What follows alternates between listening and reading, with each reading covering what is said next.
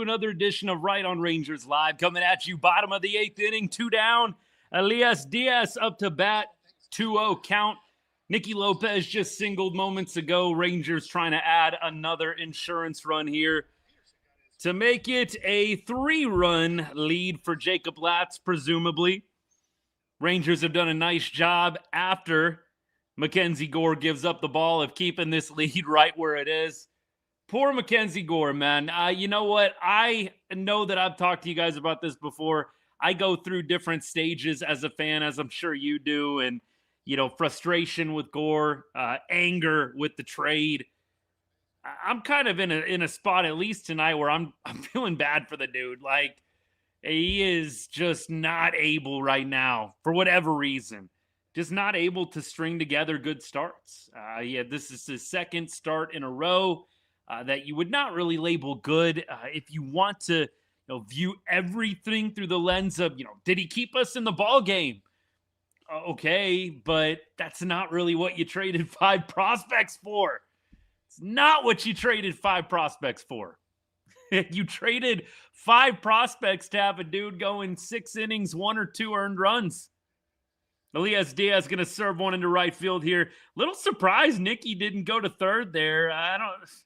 I think he might have been he might have been out, but I don't know if that throw was going to be online. Didn't look like it would have been. I think Nicky probably would have been safe. 2-hit night for Elias Diaz. Let's go. Let's go. Yes, sir, Dan. Good to see you, man. Houston was down 5-0. What's the score now? 8-5. My goodness, Chicago just taking a dump. Big Burger. Burger came through tonight, man. The home cooking. Ever since Burger's gotten back home to Arlington, man, he has been fired up, man. Perfect microwave was in Arlington, I guess, for that burger. Chase. Jake Burger. Couple of knocks today. Obviously, a 2-run opposite field shot to make it 3-1. MacKenzie Gore, unfortunately, would give up that lead. Rangers did well to get it back 5-3. Justin Foscue in the game right now. He is pinch hitting for Alejandro Osuna. And Foscue on the year, 273, 840 OPS. Mainly a lefty guy, but he is going to be in against the righty here. 0-2.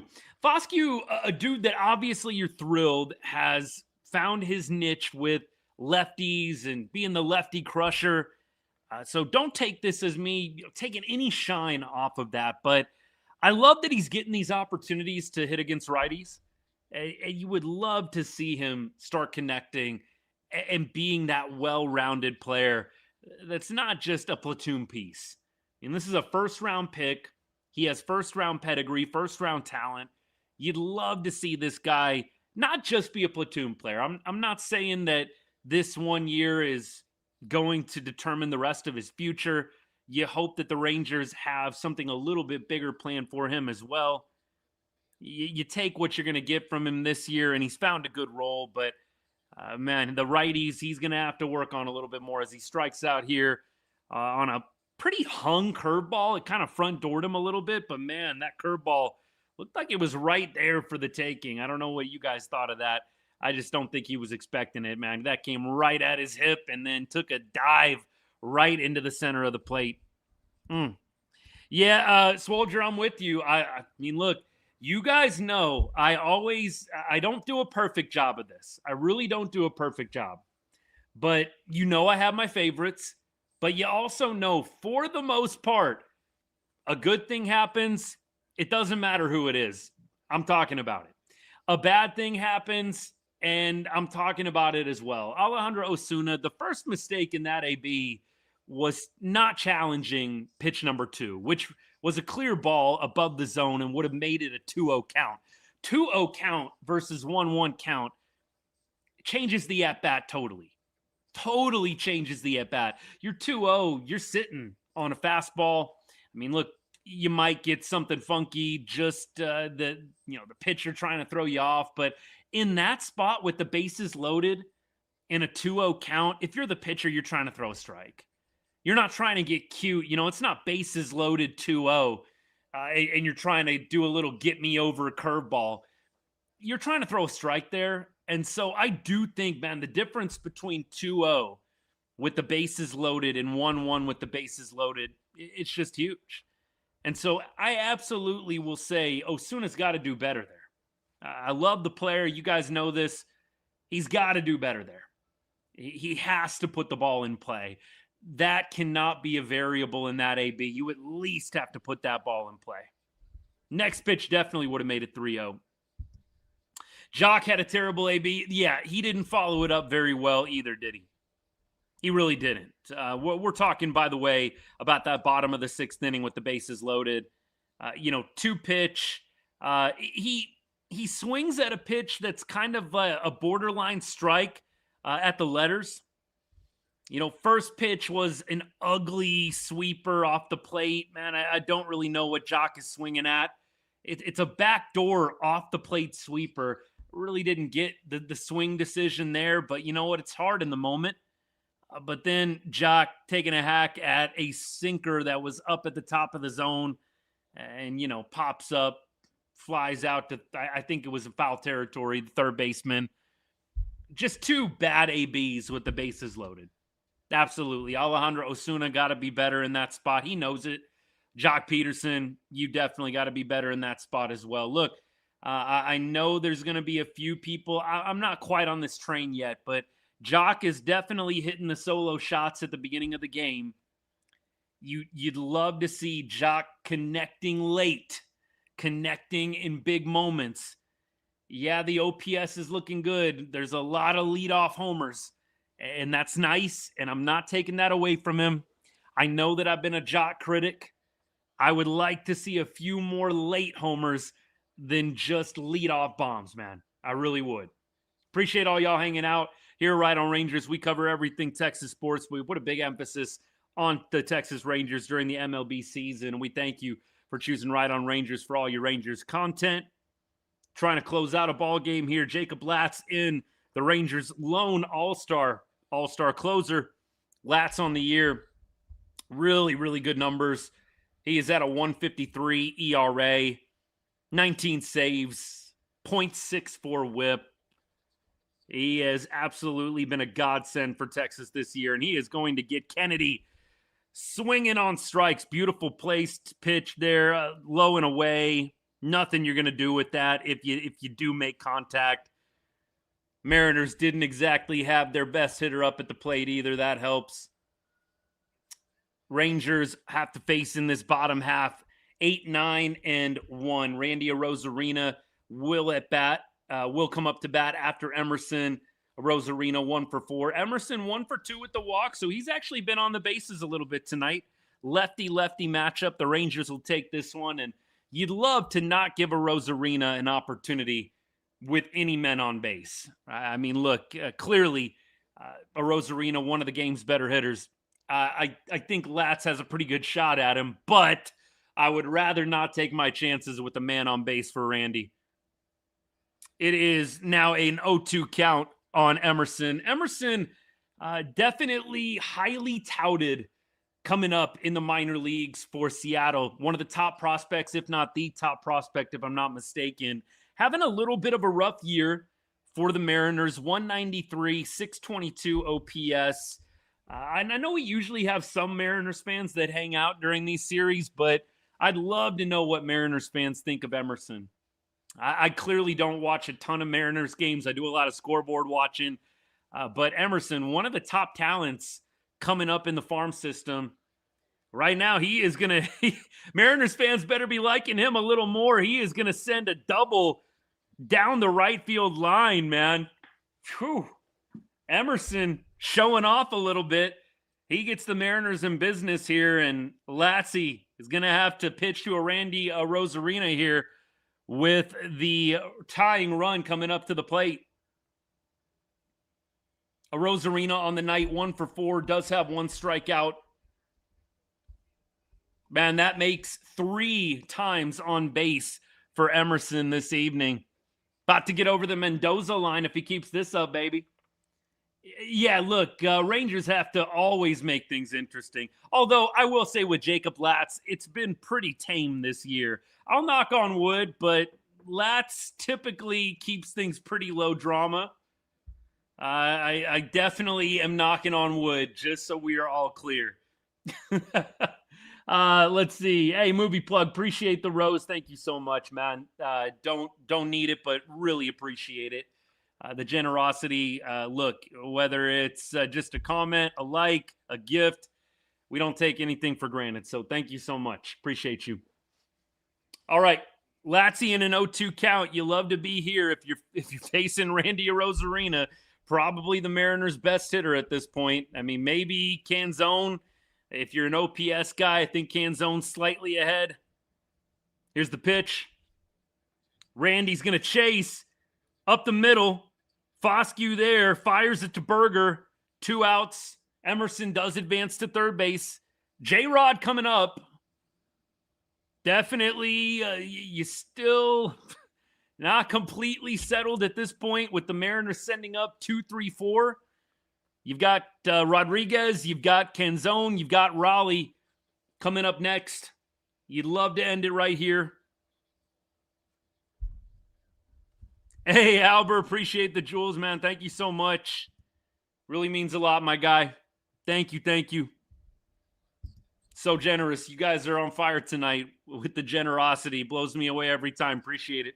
Thank you. Go Rangers, baby. All right, we've got an 0-0 count. Julio is going to swing and miss at a changeup off the dish. Good start to the at-bat.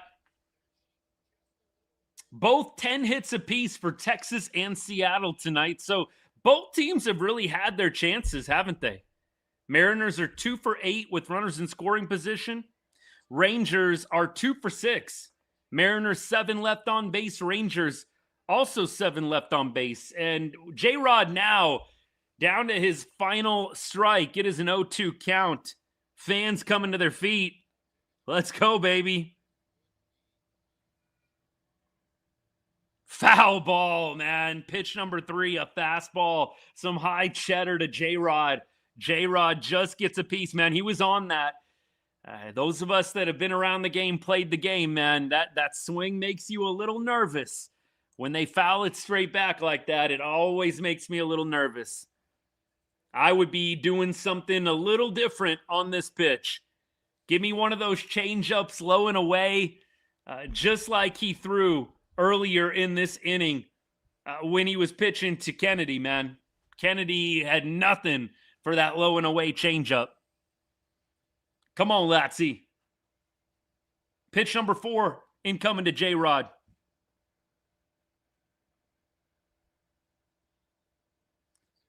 Wild pitch. It's going to get away. Mariners are going to score. It's 5-4. Diaz not able to stay in front. To Diaz's credit, that's not a great pitch by Latsy, man. That was bounced probably a couple of feet in front. Did that get past the plate? I don't think that even got past the plate, man. That was not a great pitch by Lats. Look, you clear the bases. No traffic on the base paths anymore. You still got 2 strikes on J-Rod, but it is a 5-4 game. Sorry if you had Rangers run line, man. -1.5 just out the window. 2-2 now.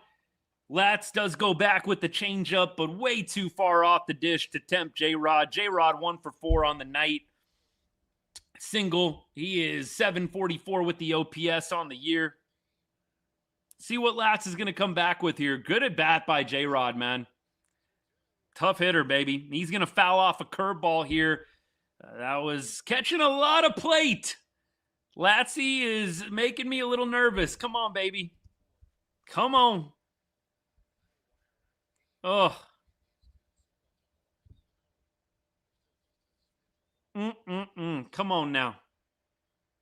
Another foul ball, man. Pitch 7. Lats trying to get him with the 97-mile-an-hour cheddar, and he can't do it.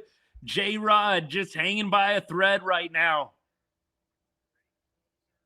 Lats pitch 20 of the inning incoming.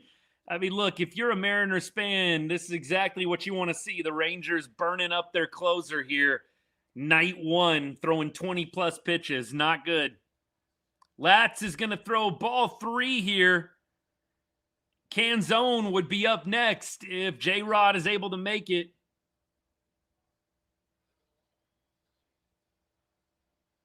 Pitch number 9 of the at-bat incoming. Here's the pitch. Swing and a ground ball, shortstop. Nicky Lopez has got it. He fires to first. Cue the I Like Texas music. The Rangers win game 1 of a 4-game set against Seattle. Jacob Latz collects his 20th save of the year. The Rangers separate themselves that much further from the Mariners in the division. 3 games left. Obviously, there's a long way to go in this series, but we'll take game 1. You've heard me say it time and time again, in a 4-game set, it's so important to get the first win. Is a 3-game winning streak possible from either team? Absolutely. But you win game 1 of a 4-game set, it just is so advantageous into having a positive result at the end of the series. And so the Rangers do that today. Peyton Gray improves to 5-0 on the year in his rookie season. Peyton Gray, 5-0. I told you guys, look, Jacob Latz gets a ton of praise, and rightfully so. I'm not taking any shine off of Jacob Latz. But put some respect on Peyton Gray's name, man. He now has a 3.35 ERA in his rookie year. He gets the win tonight. He passes off the game to the back end of the pen, steadies the ship after MacKenzie Gore just was completely allergic to the shutdown inning tonight. Man, Peyton Gray is up there for me, pitcher of the game. I'd have to go back and look. The bullpen as a whole was great tonight. I mean, look, you had Latz as the only one giving up a run. Ironically, that's the last guy I would have expected from the bullpen to give up a run tonight. Jacob Latz gives up the run. Cole Winn comes in and does a job. Alexander, Junis. Good to see Junis getting a hold too, man. I mean, I might have to go co-pitcher MVP of the game, Gray and Junis. Junis came into this game with a 9 ERA in his last 7. His last 7 games, Jacob Junis had a 9 ERA. It's just good to see Junie getting back on track and throwing a scoreless frame in a big game against a division rival. So Gray and Junis tonight are going to take pitching MVP from me. Both of them came through with a scoreless frame. Peyton Gray did allow a hit, had 2 strikeouts. Changeup was filthy tonight. And then you had Junis coming in. He got a strikeout as well. 0 base runners. A 6-pitch inning for Junis.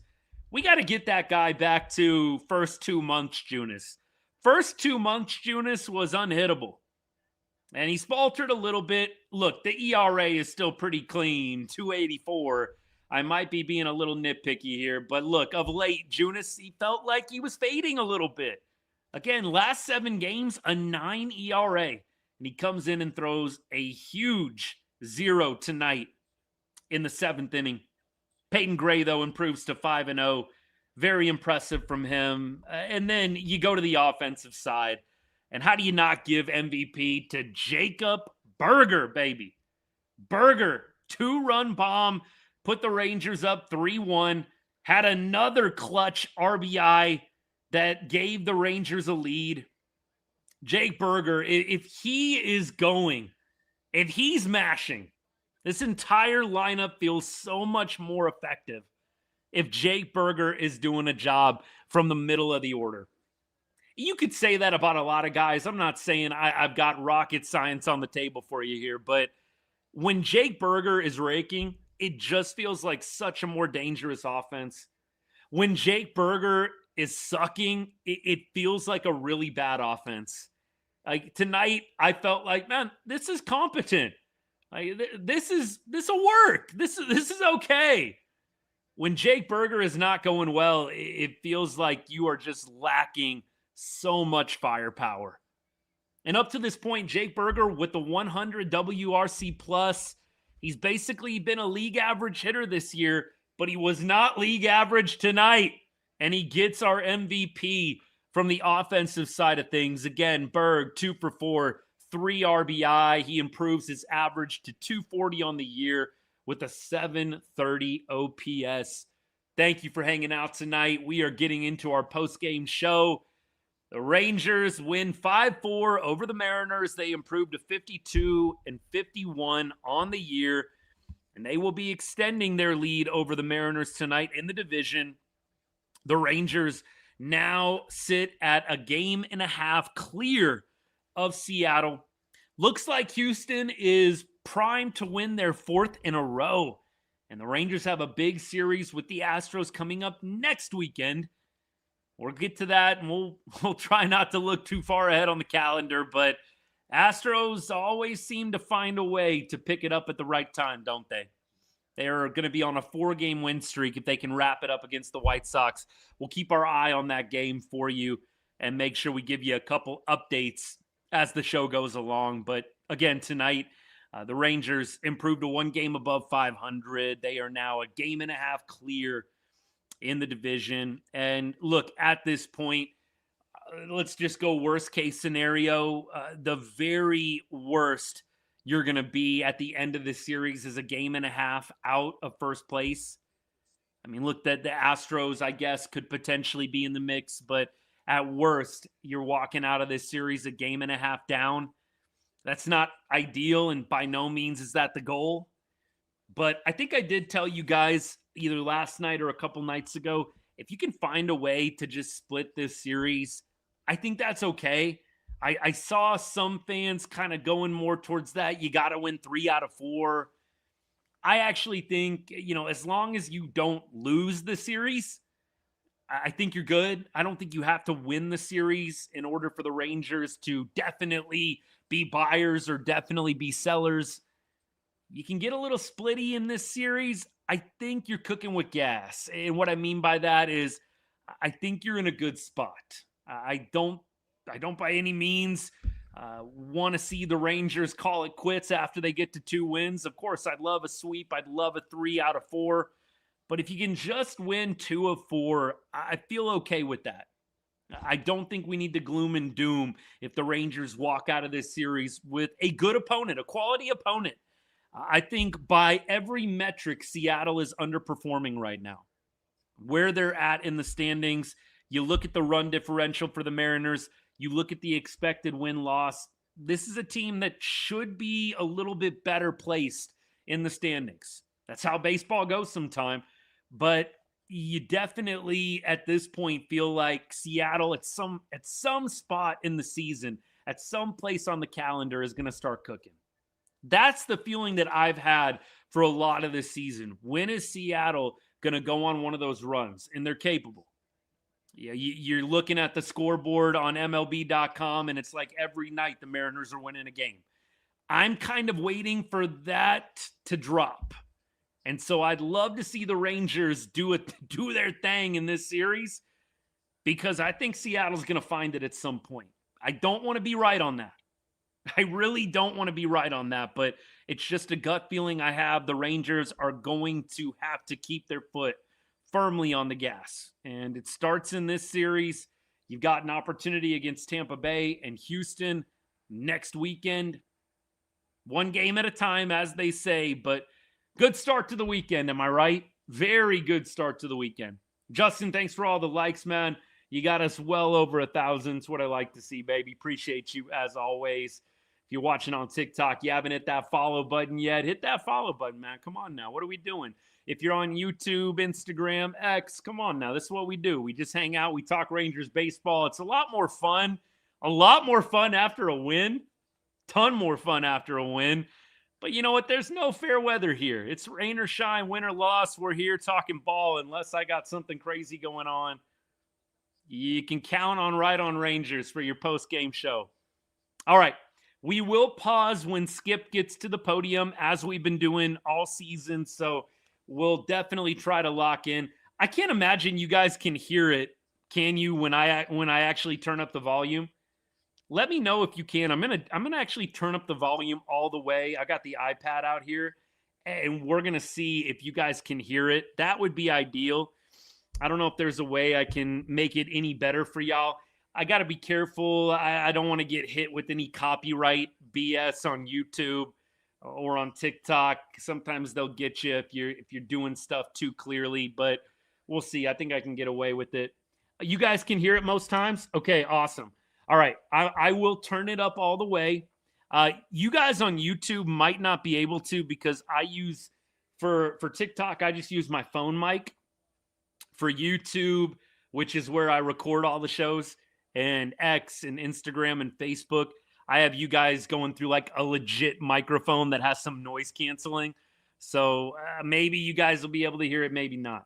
All right, big win tonight, Brad. Good to see you, man. Great to see you, brother. Always appreciate you. Thank you for the heart as well. Appreciate the gift, man. Not needed, but much appreciated, brother. Much appreciated. Hey, Texas 1975, appreciate that follow, man. Again, all of y'all that have followed so far means a lot. Thank you. You won't regret it.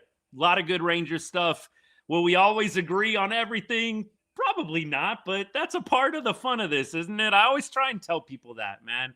Like some people I know only want to hear the opinions that they like. All y'all that go back and forth with me, that enjoy a good debate now and then, man, I appreciate you. You're my kind of people. I mean, at the end of the day, we're diehards. We love this team, but man, it's just baseball. It's just a fun game that we've loved our whole lives. Let's remember that. But you guys are awesome. Hanging out, talking with you, talking Rangers baseball. It's why I started this. It's why I started this way back when. All right, let's get into your comments. I'm going to try and do some rapid fire. And if you know me, and some of y'all do, you've been hanging out for the last 2 or 3 years, you know I sometimes get off track.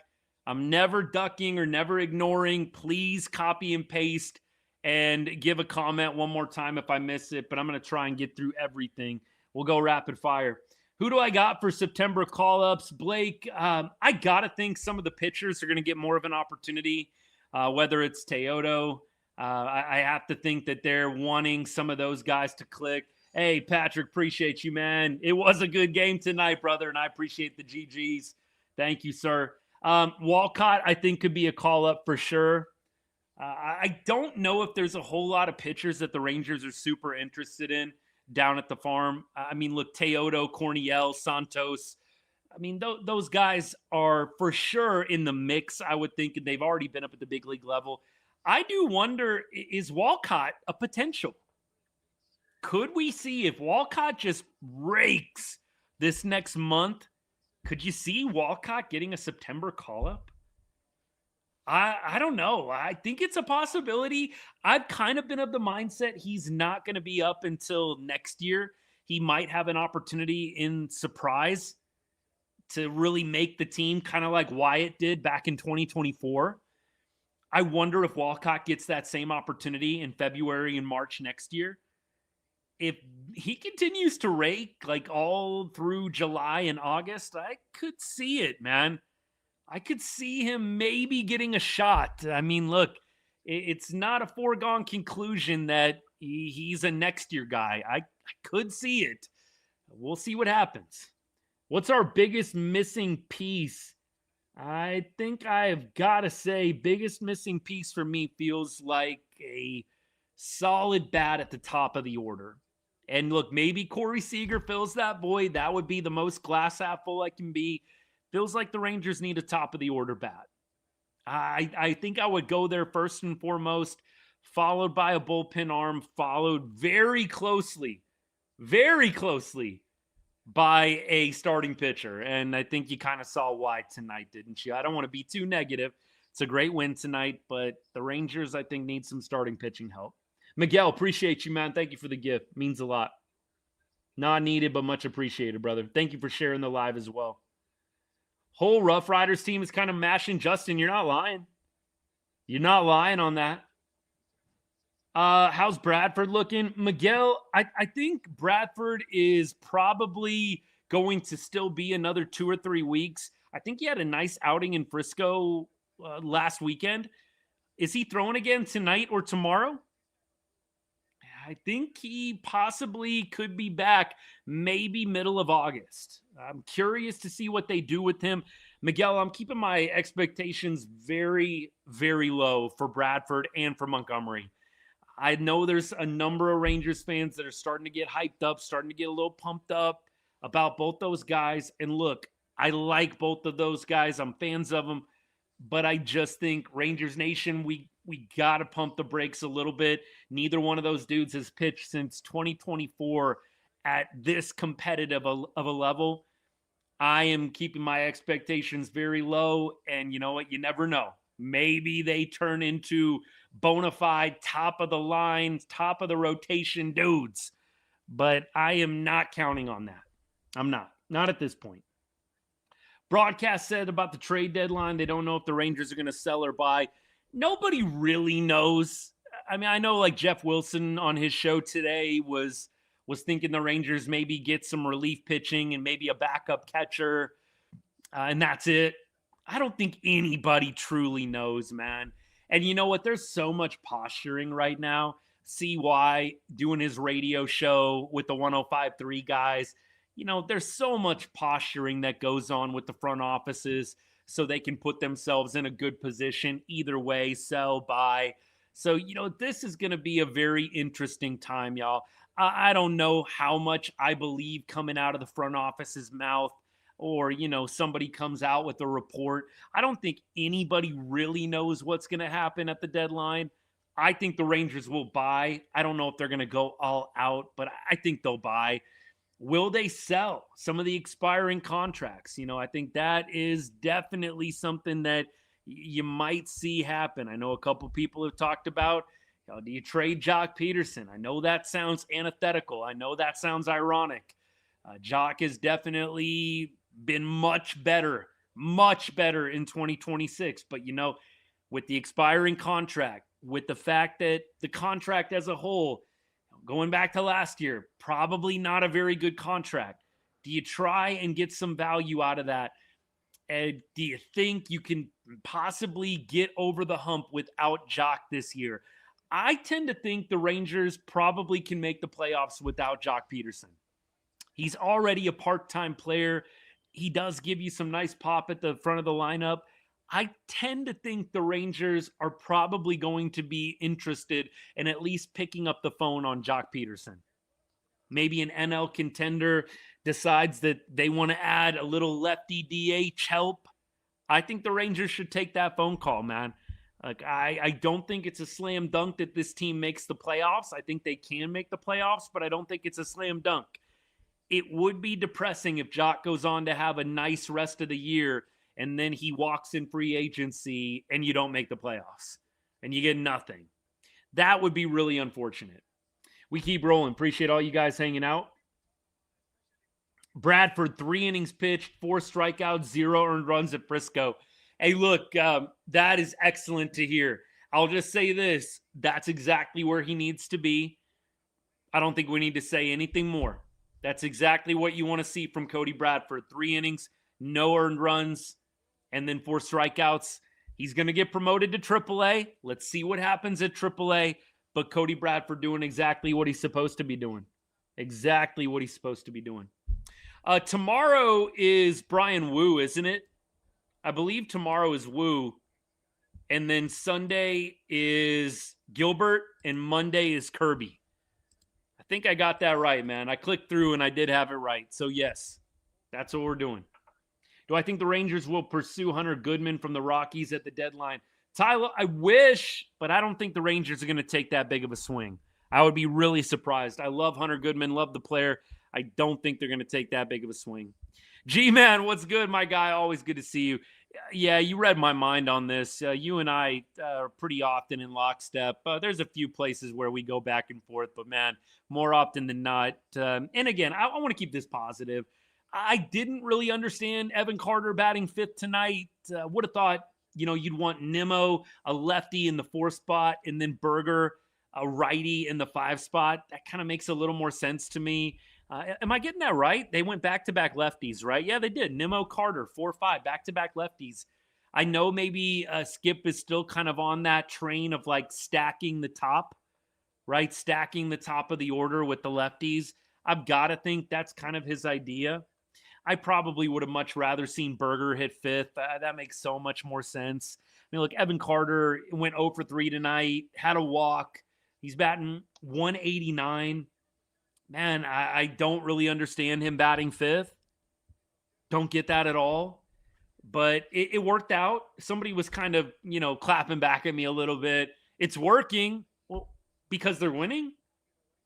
Just because they won a game tonight does not mean that every decision made within the game itself was golden. Again, I use this example all the time, man. If I'm late to work and I end up going 100 miles an hour down the highway and I make it on time, does that make that a good decision? Like, maybe some of y'all be like, yes, absolutely. Probably not a good decision to be going triple digits down the highway trying to make it to work on time. It works out. I didn't get a ticket, but it doesn't mean it's a smart decision. Feel the same way about Evan Carter. I got a couple more analogies I'm going to throw y'all's way, by the way. I got a couple cooking on deck. I'm good for it. But I just feel like you got to win doesn't mean that Evan Carter batting fifth is a great move. I don't think that they need to continue to roll that out. Look, Skip Schumacher has been vocal, not often, but a couple of different times, that he collaborates with the front office on lineups. He collaborates with the front office on pitching matchups. And so, yeah, it's definitely, I think, Skip a little bit. This front office, I think, is given the stamp of approval on the lineup. So I think we have to understand, yeah, Skip's the one putting pen to paper, but he's talking to CY and Fenstermaker every day about lineups. Moses, what's good, man? Carter should be the ninth batter, kind of how I feel right now. Although I didn't mind Cam Cauley being the 9-hole. I don't mind Nicky Lopez being 9-hole. Evan Carter should not be hitting 5-hole. Makes no sense. Really doesn't. Sebastian Walcott, 4 hits tonight. There you go. CY going to get pitching with lots of potential, not acquire any bats and miss the playoffs. I guess the positive is, if you do acquire guys that are not rentals, if you're not going to go all in, like obviously Luis Arraez, for example, would be a rental. That's kind of a splashier move, right? I would prefer the Rangers go get guys that are more controllable than not. Doesn't mean you can't get any guy that's a half-season rental. But if they do go get a reliever, man, it would be nice if it's a guy who you maybe have for next year or you have for 2028. That would be great. Be awesome. Let's see. Evan Grant said if they don't play good baseball next 10 days, expect everyone to be available for trade. Wow. I really don't think they're going to do a big sale at the deadline, man. I'd be shocked. Like if they start dealing Evo, DeGrom, Seager, it would really surprise me. It would really surprise me, y'all. I definitely just can't see it happening. I'm not saying it's the right or wrong move. I'm just saying, knowing CY, going through what we've gone through the past 2 years, it's hard for me to envision the Rangers fire sailing. Look, clearly I'd like to see them win 10 straight games, and we're not talking about anything related to selling. I don't want to see the Rangers sell. I know some people are like, I want to see them just start over. I don't like this team. They can't make up their mind. They're inconsistent. Just sell. Just rip the Band-Aid. I'm not really of that mindset. I understand that a rebuild is probably coming at some point. But for me, I'd like to see the team get to the playoffs and have a shot, y'all. Skip talking. I'll fire it up. Started the series. I just thought it was a really good team win. We did little things well, played really good defense. The bullpen was outstanding tonight. We had clutch hits, played small ball. I just thought it was just an overall really good team win. What did you like about the way the bullpen really came in and attacked it after MacKenzie? Well, you said it. They attacked. There wasn't many free passes. Definitely a good team win. Starting pitching still not very good. I just don't want to be too negative. I've said that a few times, but Junis on 6-7 pitch outing was outstanding. It's so nice to have him back. Cole win with a really good outing. But Alexander. We started him 2 days ago. Not even 2 days ago. It feels like 2 innings, 35 pitches. Comes back out and gets the 8th inning. The first game of a series. He has been so valuable. the flexibility he has, where they start, close, big inning, lefty lane, dirty inning. He has been incredibly valuable, and honestly, I thought he might have been the long guy coming into the season. Here we are, and it's been awesome. Comments are getting me a little bit right now. Good things are happening tonight. That squeeze bunt from Nicky, that ended up being a really important run in this game. I mean, how have you seen him continuously impact this team every day since he's been here? Yeah, we got him to provide really solid defense up the middle. I think they've. I can't remember a game he hasn't got a hit or done something to provide something offensively where it's helped produce a run, or he's drove in a run, or scored a run, or done something to manufacture a run. So he's Nicky Lopez talking about him. He has been so good, y'all. He just does the little things right, and I think that I don't know what the scorecard was, but I think that might have been a hit the way he put it down. So it was just a really good overall play by Nicky and a good read by Carter. You being a keen observer of the human condition, talking about Nimmo the other day and the edge and all of that. Jake Burger had said some pretty strong things after the White Sox lost the other night about what you guys needed to do. Did you see a different version of that guy tonight in any way? I mean, Jake Burger has had a lot of clutch hits this year. I mean, the home run was huge. They bring in a reliever that's on the ground a lot. He gets one through the middle, uses the whole field tonight. Jake Burger's a winning player. He really is. I mean, all he wants to do and all he cares about is winning. He goes 0 for 4 with 4 strikeouts, and we're high-fiving. Let me know if anything else is said significant. Jake Burger obviously had a big game tonight. Skip talking about Jake. If anything else is said of interest, put it in the comments for me, please. I'll go back and check it out, or I'll take the gist from you. How about that? So at this point, yeah, Evan Grant, I've talked about Evan Grant, Dallas Morning News beat writer for the Rangers. He's been a little spicy of late. He has been. I don't know if he's tired of writing about the same dang thing for the last 3 years, which he kind of has had to. Like, even me, like, those of you that are brand new, like, I make Rangers content every day. Like, almost every day I'm putting out some kind of short video or reel. Another good reason to follow along if you haven't hit that follow button yet. Shameless plug. But I find it hard sometimes. Like, it was just the other day after the White Sox loss, right? The Rangers lost to the White Sox on Wednesday night. And, I was sitting there late at night at Wednesday, still bumming a little bit after the Rangers dropped that game. And I'm just like thinking, what can I do for my reel tomorrow? What can I do for the video tomorrow? Just like, man, I do not want to talk about the same dang thing again. They didn't hit well enough. They didn't play well enough. They couldn't get the big hit. The starting pitching was mediocre. It's like, it gets hard sometimes. Maybe Evan is going through that right now. I don't think that the Rangers are looking to sell. I don't think they're looking to sell. I think that the Rangers are, hoping, and when I say the Rangers, I'm talking about the front office here. I think they're hoping the team gives them a good enough reason not to.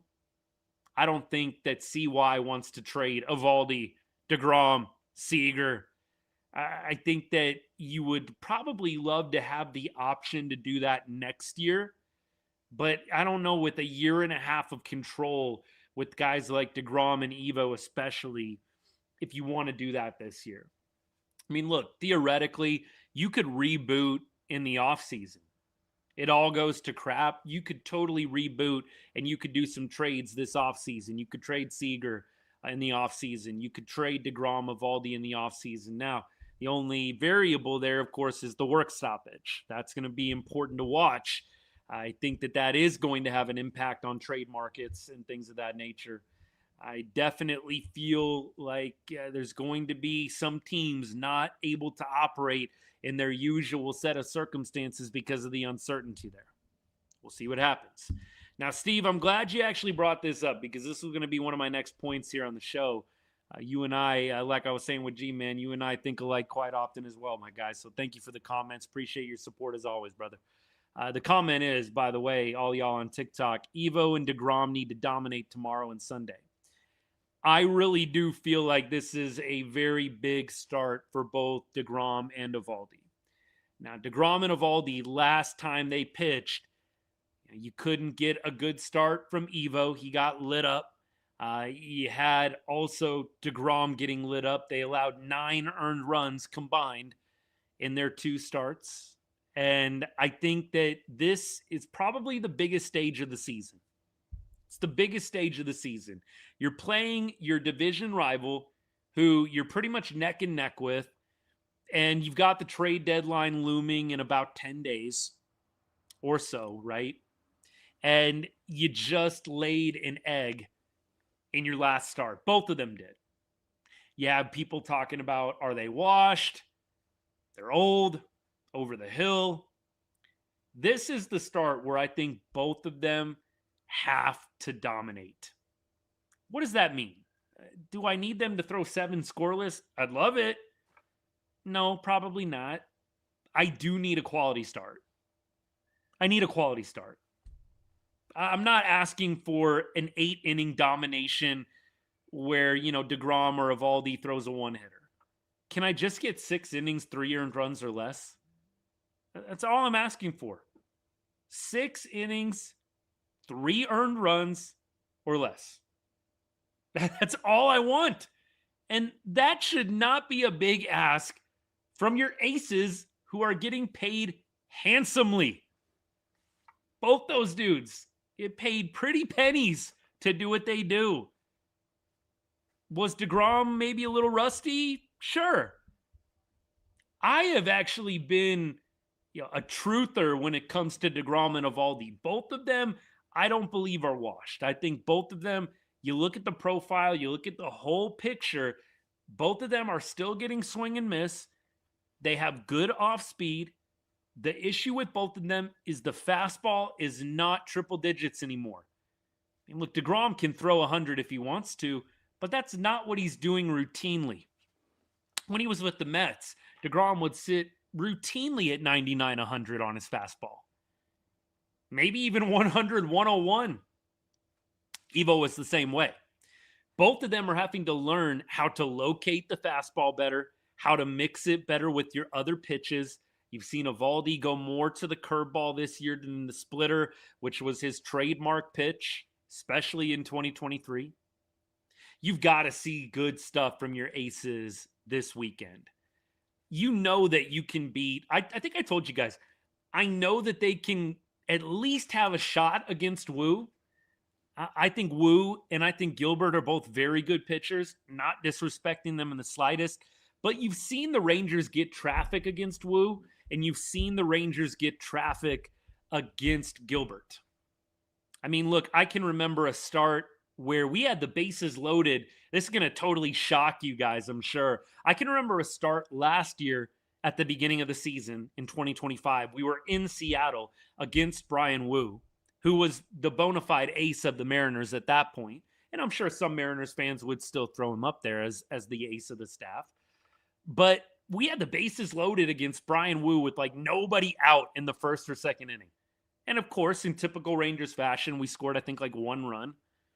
And that was all she wrote. Then Brian Wu locked it down and had a great rest of the game. The point, though, that I'm trying to make is the Rangers could have opportunities against both these players. I've seen it happen against Brian Wu. It's definitely happened more against Logan Gilbert. Logan Gilbert has not been super sharp against Texas in his last couple of outings. I think the Mariners' best chances to win are probably tomorrow and Monday. George Kirby is the guy that concerns me the most out of any of the pitchers.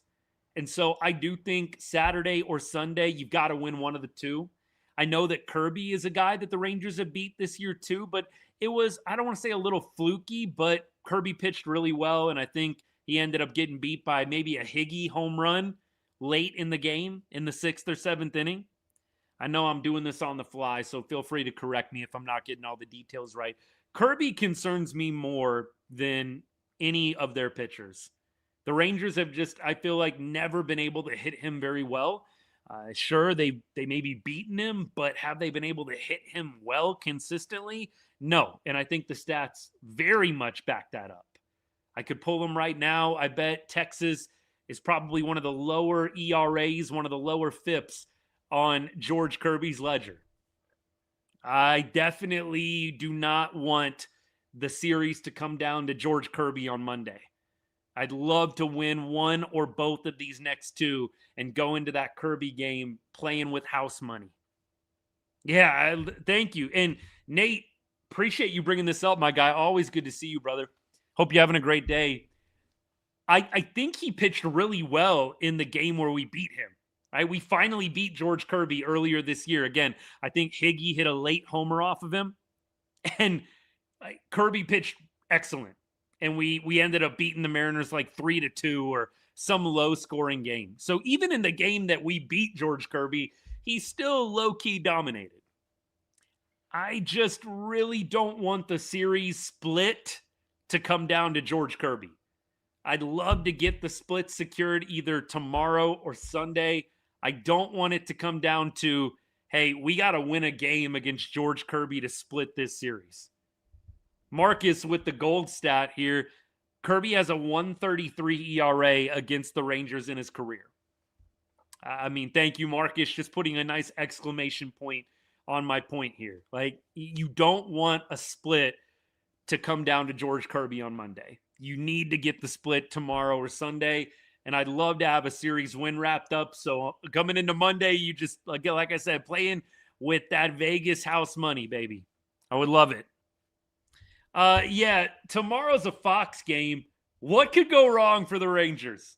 I should pull the stats. I'm talking about pulling stats. What's the Rangers' record in Fox games? What is the Rangers' overall record? Let's just go past 3 years in Fox games. I feel like it can't be very good. I'd love if somebody could figure this out. I don't know if it's easily researchable. Maybe you could use some AI and figure it out. I don't know. But, geez, like, it doesn't feel like the Rangers have done great in these primetime spots. I think we won Monday Night Baseball in Boston. Sugi, am I right on that?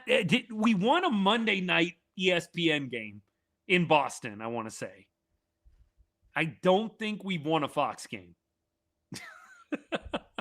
Joe Davis and Smoltzy better be on the call tomorrow. I mean, look, as much as we like to give both of them crap for how they called the World Series and the Rangers playoff run in general, kind of felt like, if you're not clued in on what I'm talking about, it kind of felt like Smoltzy especially had a bit of a negative slant, and I'm being a little generous to Smoltz right now. Felt like he had a bit of a negative slant towards Texas, man. We were beating the brakes off the Orioles, and, John Smoltz couldn't stop talking about how much talent Baltimore had. Like, dude, come on. Rangers are dominating this series. They would go on to sweep the Orioles.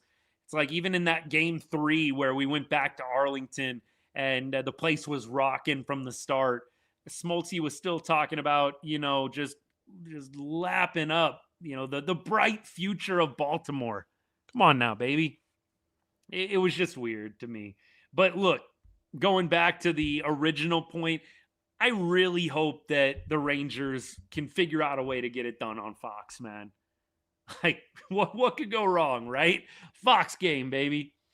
I hope that they can show up and not embarrass themselves on national TV. Smoltz was anti-Ranger the entire 2023 playoffs. Lame guy. Look, obviously, great pitcher, great career, much respect to him. I don't know. I think he still denies it, but it feels pretty undeniable. You go back and you look and you listen in. And again, like every chance he gets, the Rangers will be winning 10-0. Rangers will be winning, by 8 runs. And he's talking about how good the other team is. It was weird. It was just weird. I don't know if he was just trying to play both sides, but man, with the Rangers doing what they did, 11 road wins, and all you should be doing is talking about how incredible that run was. It was odd. We won versus Cleveland on ESPN. I think ESPN has been kinder to us than Fox. Are we still league bottom when it comes to scoring with the bases loaded? Caden, you asked kind of a similar question. I've got to think yes. I don't know what the team stats are with the bases loaded. I could look it up probably really quick and see what we got. Let me see team stats, MLB, splits. Let's see if I can find something for y'all while we're talking. I'm going to keep on going with some comments, though. Appreciate all you guys. Matt, what's good, man? Matt says y'all got this series in the bag. Don't worry. Matt's a Mariners fan. Look, it's tough after a loss. I think the Mariners probably make this series interesting. You guys know I try to be as unbiased as I can. Clearly, you see what hat I'm wearing. You see what's on my shirt. But I think the Mariners probably get at least one game here. It's going to be tough to beat this team 3 out of 4. They're a good team, man. They are a good baseball team. There's no denying that. Again, we talked about a lot of the underlying stats earlier in the show. They are a team, I think, that is not playing to the standard that they probably could be achieving otherwise. You look at the expected win-loss, you look at the run differential. This is a team that should probably be in first place right now. The Rangers are very lucky, I think, to be in first place, considering all of what's underneath their hood when it comes to the different stats that are available and out there. But look, at the end of the day, you got to win ball games. Rangers, clearly a team that can look really good one night and then get blown out the next night. And that's why the run differential is what it is. You're just looking for Texas to be consistent and continue to build towards that consistency. It could be nice if it started like now, but it feels like just when the Rangers feel like they're going on a little run, something bad happens. Man, I'd love for them to buck that trend starting in this series. Please. It did kind of make it even sweeter that the announcers were against them. Jeremy, I kind of agree with you. Like, Corey Seager's like hitting a bomb in Game 7 in Houston because, of course, he is. Corey was raking that entire October. But, yeah, it did. It felt even better because you're like, take that. Look, I try to keep it PG on the show, but, man, I could cuss right now. Like, it would fire me up. Like, legitimately fire me up. They'd be in the middle talking about, how good Baltimore is, how good Houston is. Then, Mitch Garver's hitting a grand slam. You're like, yeah, chew on that, baby. Chew on that. Let's go. Hey, appreciate the gift, Patrick. You're awesome, man. You're awesome. Appreciate you. Moses, yeah, Josh Young, day-to-day, I think he's probably going on the IL. Calf injuries are weird. I think he's probably going on the IL, man. I really do. I joked. Some people were getting all technical with me, but I was joking earlier today. I bet Smitty is on that plane to Arlington right now. I really do think JJ's probably going on the IL. Look, I don't have special sources telling me that, just to be 100% clear. I just have a bad feeling that's probably what's going to be happening. And I'd love to be wrong. And if I am wrong, good. I hope I am. But it just feels like, calf injury. You said that you could have played through it on, Tuesday? You missed the Wednesday game. There was kind of the understanding, hey, he's going to get Wednesday and going to get the Thursday off day. And then you're not playing in game 1 of probably the biggest series of the year, of the season. That doesn't feel great to me. So I gotta think an IL stint is probably more likely than not, but hopefully JJ wakes up tomorrow and he's feeling totally 100%, but he tried to sprint today, can only go half speed. Does that sound like a guy that's playing tomorrow?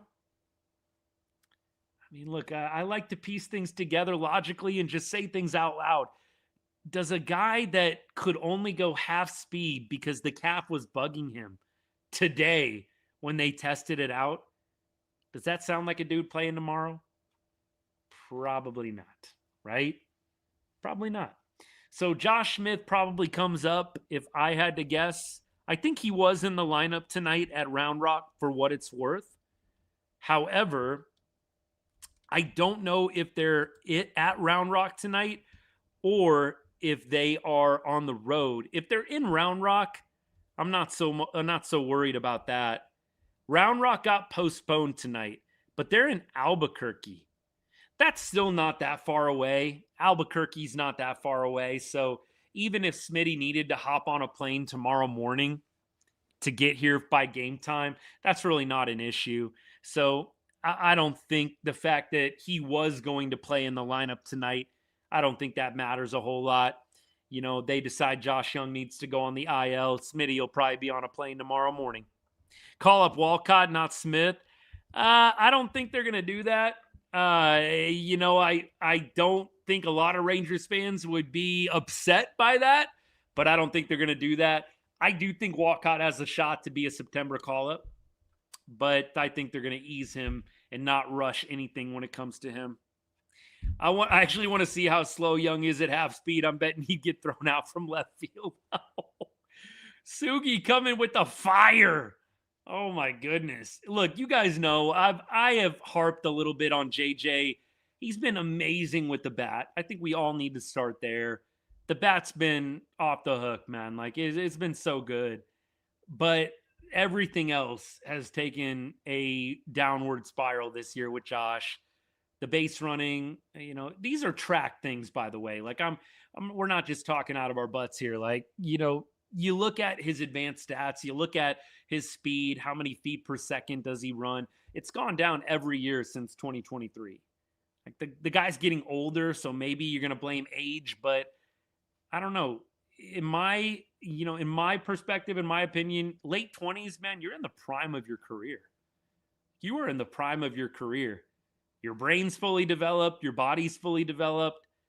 You're in the prime of your career when you're in your mid to late 20s, man. So I don't really think Josh is probably emphasizing the conditioning a ton. Would love to hear otherwise. But my guess is he probably spent most of his time in the lab with the cage, with the swing this offseason, and the glove and the conditioning took a little bit of a hit. When is Corey coming back? I don't think he's going to be back until maybe the Houston series. From what it sounds like, he is going to ramp it up a little bit more this weekend, and then they're going to send him out on a rehab assignment. I would imagine he rehabs during the Tampa Bay series, and then he rejoins the team for the Houston series. That would be my prediction. That'd be my prediction for sure. Ethan makes a good point. Walcott, if you call him up, it does start costing you in terms of years of control. That definitely is something to be thoughtful about. I don't think Seager's going to get activated on Sunday, Dan. It sounds like they want to send him on a rehab assignment. My thought would be he's going to continue to work out with the team. And when the team goes to Tampa Bay, which is on Monday, on Tuesday, my guess is Tuesday, Wednesday, Thursday, Corey goes on a rehab assignment. And then after that, Friday, Saturday, Sunday, he rejoins the team in Houston for the Astros series. If he's back before then, phenomenal. But I'm thinking that's probably going to be the timetable for Corey if I had to guess. I don't know where Round Rock is playing. They'll probably just have him go to Frisco again so he can stay close to home. They really don't send him out to Round Rock very much. So look, Frisco is, let's see, are they in Frisco or are they on the road? Yeah, Frisco is at home Tuesday, Wednesday, Thursday playing Corpus Christi. So that makes a ton of sense, man. That just makes too much sense. You have him do his rehab assignment Tuesday, Wednesday, Thursday in Frisco against Corpus Christi, and then he rejoins the team in Houston Friday, Saturday, Sunday. I think that's going to be how it works. Could Walcott be like an Evan Carter September move? Frankie, that's what I think could happen. It kind of depends on what everybody else is doing, but I do think he could be. That's actually a really good comp, Frankie. If you hear me using that down the road, know that I'm grateful to you, my guy. I think that's a great comp. It's probably the first time I've heard that. So gold comment, Frankie. We'll both know. And I'm saying it right now. You hear me put that in a video one day, we're giving credit to Frankie. Frankie, good stuff, baby. That's actually a good comp. It's interesting. I have not heard that perspective before, but I do think that that is a strong possibility. You have Sebastian Walcott, kind of Evan Carter-esque, coming in September to help the Rangers go on a run to make the playoffs. I don't know. It sounds pretty good to me. Sounds pretty good to me, baby. Now, we got to see how he does in the month of August, but man, that could be a good move. You hope that he just keeps on trending upwards. I think the Rangers are going to be careful with him. But if he can come up and give a boost like Evan Carter did in 2023, cooking with gas. No doubt. All right, we keep rolling. Tomorrow, let's go ahead and let's do a preview. We kind of went through today, players of the game. Jake Berger. Nimmo had a nice night as well. Diaz had 2 hits. You had Nicky Lopez with a beautiful squeeze play bunt. And then we talked about the pitching. MacKenzie Gore, I mean, look, 5 innings, 3 earned runs. Like, he wasn't terrible, but I don't think a lot of us are going to say that 9 base runners in 5 innings is very good. Again, I'll just repeat what I've said pretty continually about Gore. I don't really know if you're feeling great about MacKenzie as your game 3 starter in a wild card round. Or some people pointed this out to me. Well, maybe how it lines up. You might have DeGrom or Evo in game 3. You might have to pitch MacKenzie Gore in game 1. You got to pitch Gore in game 1 of a wild card round, which is only a 3-game round. Oh, I mean, look, Dan, I will agree with you on this. Like, credit to MacKenzie Gore for keeping us in the game, but I'll go back to it. Bring this full circle. Like, this is not a guy that I feel great throwing in a meaningful playoff game. I think the Rangers have an issue here. Red alert. You don't have a number 3 in a playoff series. I like Gore pitching in game 2 up 1. That might be what you have to do. You have maybe DeGrom or Evo go game 1 and you throw MacKenzie in game 2 to see if maybe you can get some house money, just dubs that way. And then you've got Evaldi or DeGrom in a game 3 with the series tied 1-1. Ethan, I appreciate the contrarian perspective here. The stat is MacKenzie Gore, when he starts, the Rangers are 3-0 in his last 3 starts. All right, there's some glass half full for you. There's some glass half full, baby. Ethan, we appreciate you. Here's some last 3 start data for you on MacKenzie Gore. In his last 3 starts, 9 runs in 14 2/3 innings pitched. Does that sound good? I would say no. I would say no.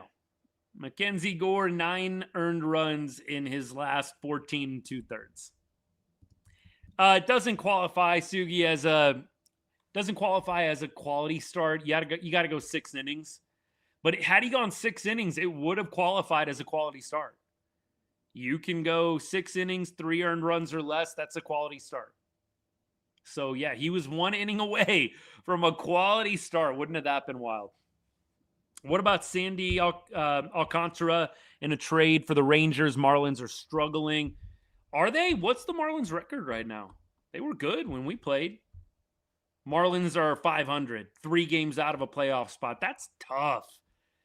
I think the Marlins still have a ways to go before they decide buy or seller. You're 3 games out, but they've lost 10 in a row. Isn't that crazy? That's how good the Marlins were going. The Marlins were going so well that they've lost 10 in a row. 10 in a row, and they're only 3 games out of a playoff spot. That's crazy. So, yeah, maybe they are sellers. I would love Alcantara. I like exactly what he would bring. Like, is he going to be, Cliff Lee? Is he going to be 2010 Cliff Lee? No, probably not. Is he a guy that I trust to take the ball in a big spot and not totally melt down? Yes. That's the kind of arm, by the way, that I've said all along that I want to see. I don't need an ace. I just need a guy that I can hand the ball to that's not going to totally melt for me on the mound. And I'm sorry right now, Leiter, Rocker, Gore, Montgomery, Bradford.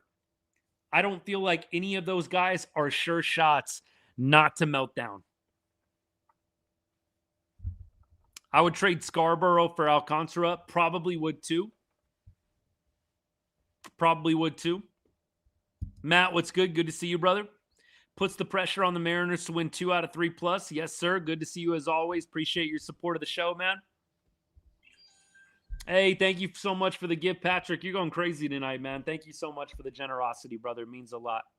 Thank you. Roy, yes, we did. Great win today. Shane Bieber, forever winning. Shane Bieber is an interesting one. What's the Biebs doing for his stat line right now? What's the Biebs doing for a stat line? Let's look this up real quick. And then I'm pretty close to wrapping this thing up. We got to do a little playoff review, series, rest of the series preview for you. 4.70 ERA. He just went, so back-to-back starts, he's given up 1 earned run or less. That could be interesting. 13 innings over his last 2 starts, 1 earned run. Beat the Rays, beat the White Sox. That forever winning, that could be interesting. That could be interesting. I like that. We'll see what the Rangers decide to do, but I've got to think CY is on the phone right now for some starting pitching. Could you make another trade to rob the Mets? Who would you want on the Mets? McLean? Is that their dude? Is that the best pitcher they got? Look, you guys, I'm totally real with you about this all the time. Yeah, Nolan McLean, what's he at right now? 3.34 ERA? Would they give us McLean? Probably would cost a lot. I don't know what his contract is or how controllable he is, but McLean is probably the top arm over there. Don't think the Mets would probably trade him either, but if we're talking about the Mets, that's probably the guy I'd want. Luke Weaver could be interesting, but then we're talking about bullpen versus starter. We keep rolling. Rainey in the bullpen. There you go. Hey, by the way, tomorrow, just so we can start working towards the preview, Evo against Woo. Woo, in his last 3 starts, he has given up 7 earned runs in roughly 17 innings pitched. So pretty solid. Over his last 7 games, he's got a 5.45 ERA. So over his last 7, he hasn't been the sharpest. Dude just doesn't walk a lot, guys. He's a strike thrower. Sometimes, obviously, that gets you into trouble if you're throwing a lot of strikes, putting a lot of balls in the zone. 5.45 ERA over his last 7, but he's coming off a quality start against San Francisco. 6 innings, 2 earned runs, 7 Ks. And look, on the season, 4.16 ERA. This is a guy that has good pedigree, but the Rangers should be able to have their chances against him, I think. Now, against Woo, Berger, 0 for 11. Woo! Not what I wanted to see to start this off. Evan Carter, 2 for 10. Duran, 3 for 6. Elias Diaz, 0 for 2. Josh Young, probably not going to play tomorrow. Batting 215 career ABs against Brian Woo, Mariners probable starter. You have Langford, 2 for 11 with a homer. You have Nicky Lopez, 0 for 1. Nimmo, 4 for 8. Osuna, 0 for 1. Jock Peterson, 0 for 12. Wow. So Woo actually has had some success. You got to stay away from Wyatt Langford and Brandon Nimmo and maybe throw in Ezekiel Duran into that mix as well. But Woo, by and large, has done pretty cleanly against this lineup. Now, on the other side, Evo. Arozarena, 129 average against Evo and 31 ABs. Canzone, 3 for 9. Crawford, 174 average and 23 ABs against Evo. but he does have a homer off of Nitro. Emerson hasn't faced him. Garver 0 for 4. Kennedy hasn't faced him. Naylor 1 for 14 in his career. Raleigh batting 5 for 20 with a bomb. Rayleigh 278 average with a homer and 18 ABs. J-Rod hits him pretty well, 375 average against Evaldi and 24 career ABs, home run. Wilson has not faced him, and then Cole Young is 2 for 4. So there are some guys you got to stay away from. You got to stay away from J-Rod tomorrow. You got to stay away from Canzone tomorrow. Everybody else, Evo is kept in check pretty well. I would love Rangers to get a win tomorrow, just secure the split, and then Sunday, Monday. It's not that you're throwing the games or you're not trying to win Sunday, Monday, but you can just breathe a little easier. We got the split. I think that's mission accomplished. If you can win 3 out of 4, great. But I think as long as you can leave this series, in first place, to me, that's a win. Obviously, you'd love to take 3 out of 4 and improve the lead. I will take a split.